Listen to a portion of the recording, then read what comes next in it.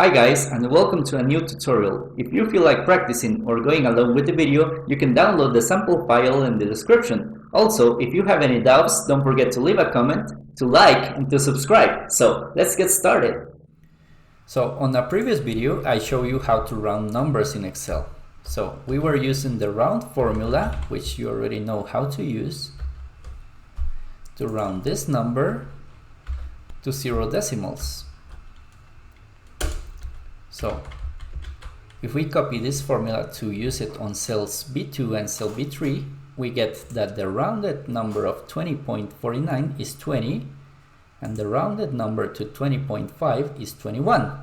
So Excel is rounding to the closest number. But what if we want this number to be rounded to the closest upper number? In that case, we're gonna be using the ROUNDUP formula. So I'm gonna type in here the equal sign, and I'm gonna type round up, and I'm gonna open up parentheses, and I'm gonna select cell B2, and I'm gonna press a comma, and still I don't want any decimals, so I'm gonna type in here 0, and I'm gonna close the parentheses.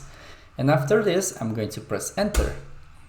So now, as you can see, by using the roundup formula, I rounded the 20.49 to 21. So Excel rounded this time to the closest upper number. So what if I copy this formula to the other cell? I'm still getting a 21.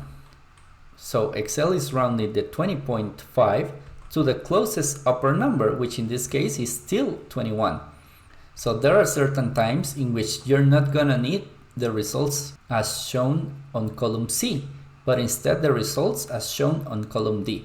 So that's how you round up numbers in Excel. In a different video, I'm going to show you how to use the round down formula to do the opposite. Alright guys, I hope that video was useful. If it was, please don't forget to leave a comment, to like, and to subscribe. It doesn't cost you anything and you'll be motivating me to upload more tutorials for you. Also, don't forget that you can download the sample file in the description below. So, thanks again and see you next time!